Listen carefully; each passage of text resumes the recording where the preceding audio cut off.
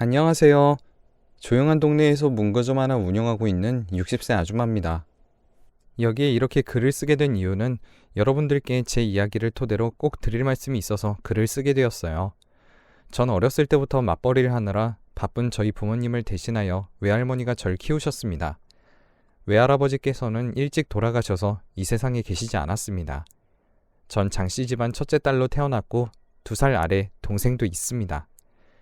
동생도 저와 같이 할머니 손에 자라서 학교를 들어가기 전부터 저와 동생은 할머니 댁 마당에서 마루라는 흰색 진돗개와 같이 놀곤 했죠.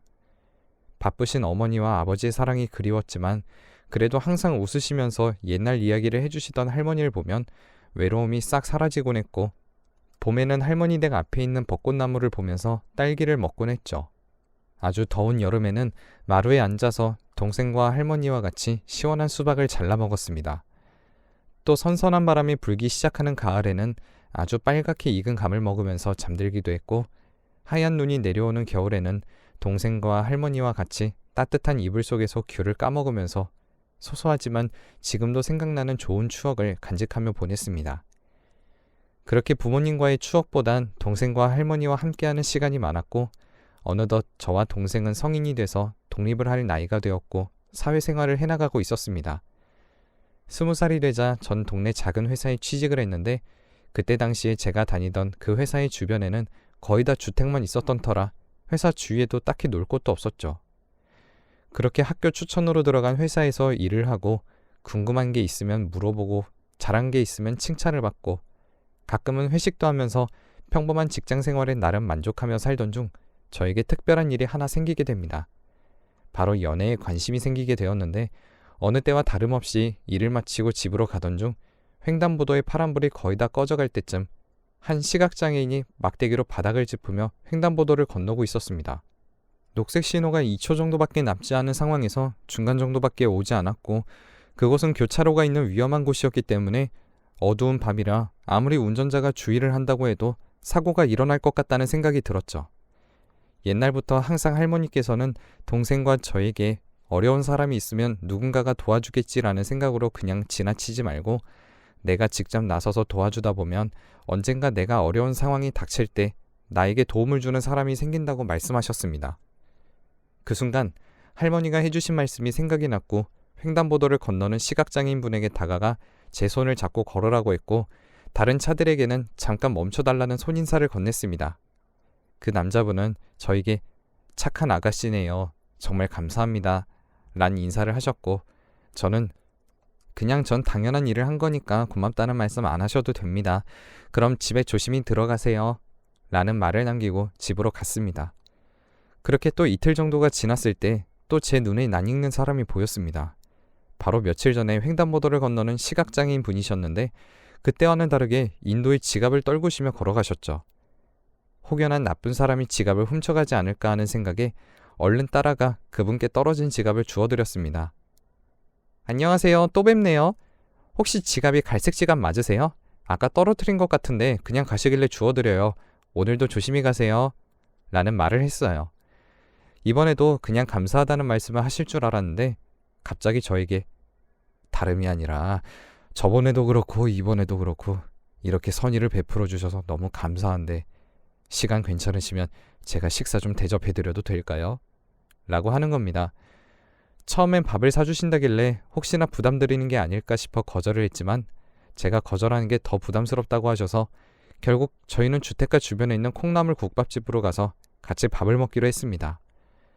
저도 집으로 가면 혼자고 같이 밥 먹을 사람이 없었는데 마침 아주 잘 됐... 그분과 같이 밥도 먹고 이야기도 하면서 서로에 대해 조금 알아가기 시작했어요. 밥을 먹던 중 갑자기 그 남성분이 저에게 이런 말씀을 하는 겁니다. 혹시 제 눈이 어쩌다가 이렇게 됐는지 궁금하실 텐데 못 물어보시는 거죠? 사실 어떻게 된 일인지에 대해서 조금은 알고 싶었지만 혹여나 제 질문이 신뢰가 될 수 있다고 생각을 하여 말을 안 하고 있었거든요. 제 마음을 한 번에 알아채서 신기했습니다.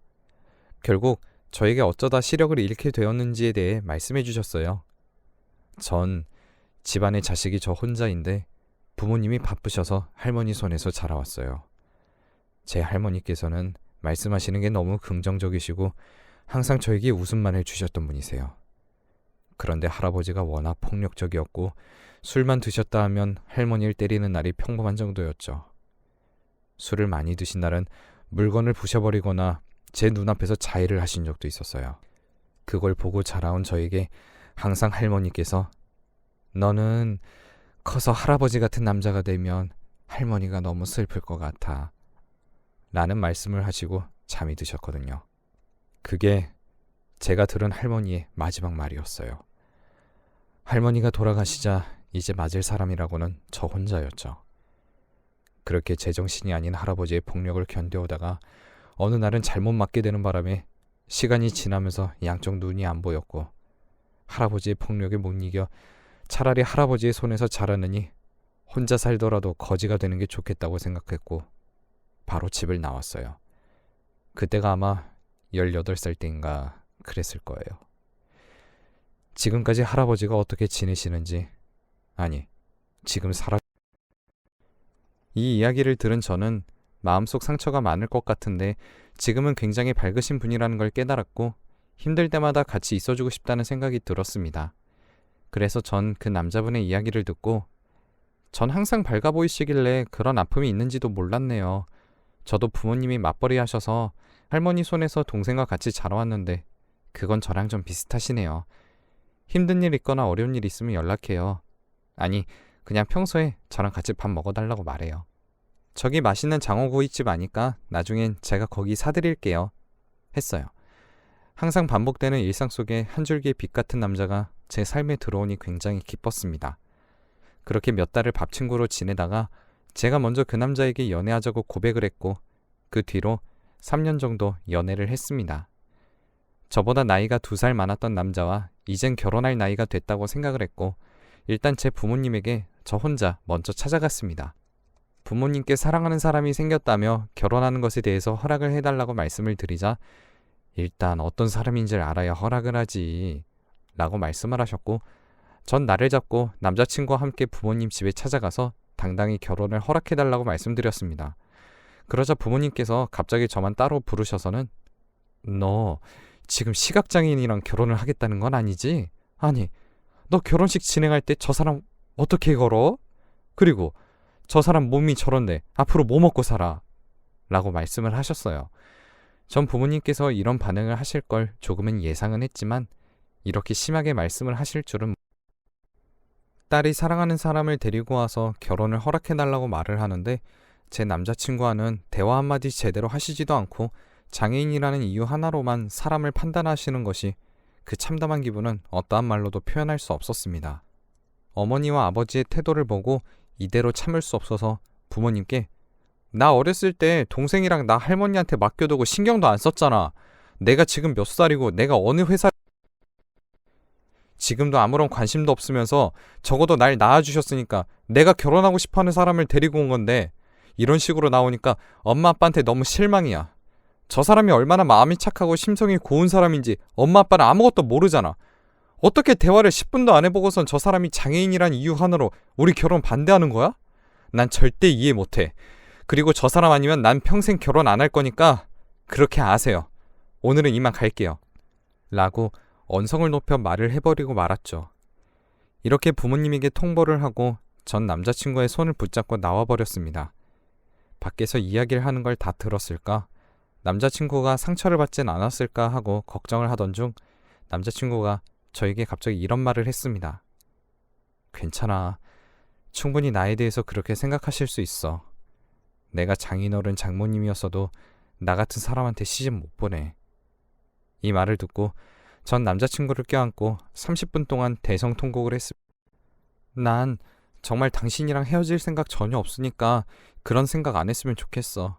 엄마랑 아빠가 내 결혼 반대한다고 해도 우리 할머니는 분명히 나한테 좋은 말씀 해주실 거니까 할머니만 찾아가면 돼. 그리고 이제 엄마랑 아빠 보기도 싫어. 괜히 만나서 안 좋은 소리만 듣게 했네. 내가 대신 사과할게. 미안해. 제 부모님이 아니었더라면 그런 이야기도 듣지 않았을 텐데 상처받았을 남자친구를 생각하니 정말 마음이 아팠어요. 그렇게 전 남자친구와 더 가까운 사이가 되었고 할머니 생각이 나서 할머니에게 전화를 걸었습니다. 할머니한테 제가 결혼하려는 사람이 시각장애인인데 괜찮냐라고 질문을 드리자 할머니께서는 저에게 이런 말씀을 하셨습니다. 당연하지. 우리 손녀딸이 좋아하는 사람인데 그 사람이 눈이 안 보이든 귀가 안 들리든 무슨 상관이야? 우리 손녀가 좋아한다는데. 왜? 누가 뭐라고 그랬어?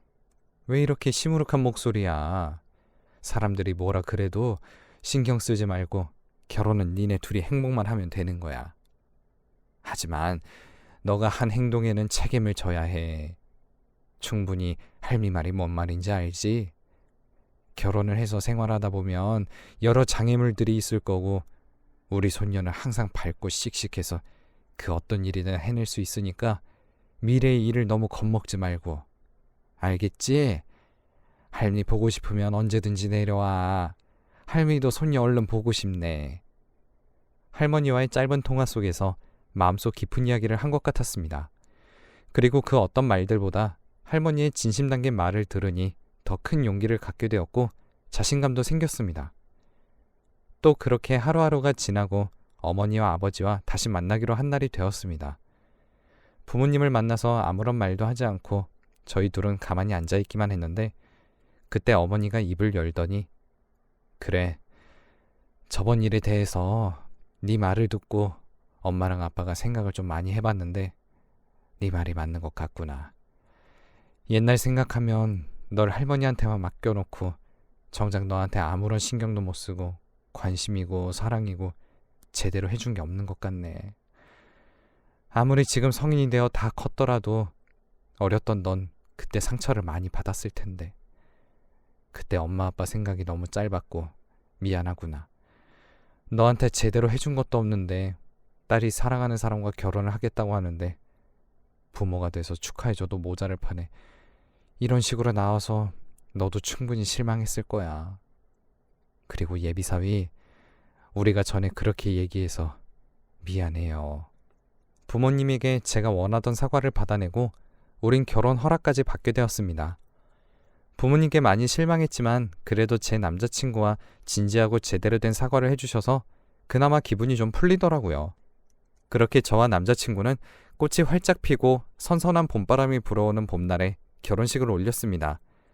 제 결혼식을 축하해 주시다가도 제 남편이 시각장애인이라는 사실을 알게 되면 뒤에 가서 불쌍하다, 왜 장애인이랑 결혼하려는지 모르겠다 등등 정말 입에 담기 힘들 말이 떠돌았지만 그런 사람들을 상대하는 것은 제 시간이 아깝다고 느꼈고 왜 그렇게 남의 일에 관심이 많은 건지 라고 생각하고 그냥 무시하는 게 정답이고 필자리 그렇게 결혼식을 올리고 속 깊은 남편과 같이 사는 것이 정말 꿈 같았지만 그런 제 행복은 그리 오래가지 못했습니다. 결혼한 지 6개월 정도 되었을 때 평소와 다름없이 저는 일을 가고 남편은 집에 혼자 남아 있었습니다. 그런데 집에 혼자 남은 남편은 저 혼자만 돈을 벌어온 것이 너무 미안해서 그랬는지 장애인 관련 센터에 찾아가서 일자리를 구하고 집에 돌아오는 길에 대낮에 술을 먹고 음주운전을 한 차에 그만 저는 일을 하다가 갑자기 응급실에서 전화가 와서 병원으로 달려갔는데 응급실 침대에 피 흘리고 누워있는 남편을 보고 눈물이 흘렀고 왜 나에게 이런 일이 생기나 원망도 많이 했습니다.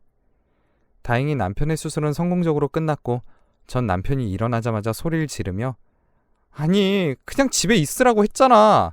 당신 눈도 안 보이는데 낮에 그렇게 돌아다니다가 이렇게 사고 당하면 어떡해. 내 마음 찢어지는 걸 원하는 거야?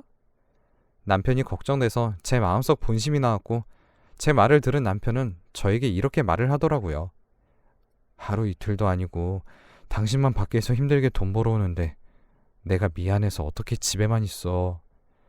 눈 안 보여도 일할 수 있는 일이 있대. 그래서 당신 고생 좀 덜 시키려고 낮에 일 구하러 나가다가 그만. 나도 정말 속상해. 그만 남편이 지금까지 저에게 한 번도 화를 낸 적이 없는데 저에게 처음으로 자기 주장을 펼치며 화를 내니 많이 당황했습니다. 내가 내 생각만 한 것 같네. 당신이 이렇게 마음속에 짐이 있을 줄 몰랐어. 돈은 나 혼자 벌고 아껴서 잘 살면 되니까 앞으로 이렇게 혼자 밖에 돌아다니지 마. 나 당신 없으면 사는 의미가 없어. 미안해 여보. 결국 남편과 화해를 하고 그 음주운전자는 남편이 입원한 병원에 찾아와 제발 합의 좀 해달라고 애원을 했습니다. 합의를 안 해주면 징역형을 살아야 된다는 말에 합의를 해주었어요. 음주운전자는 제 남편을 보더니 혹시 눈이 불편하신 분인가요? 라고 제게 물었고 전 그렇다고 했습니다. 그래서 그분은 죄책감이 더 많이 들었느니 저와 남편이 있는 병실 안에서 무릎 꿇고 말없이 그래서 저와 남편은 괜찮다며 울지 마시라고 하였고 합의를 하고 싶다고 하셔서 합의서를 작성하고 계좌번호를 알려드렸는데 어느 날 제 계좌로 2억이라는 큰 돈이 입금이 되었더라고요. 분명 합의서에는 3천만 원이라고 적혀 있었는데 2억이라는 큰 돈이 들어오자 저는 담당 형사분께 전화를 했고 합의 금액이 잘못 들어온 것 같다고 했어요.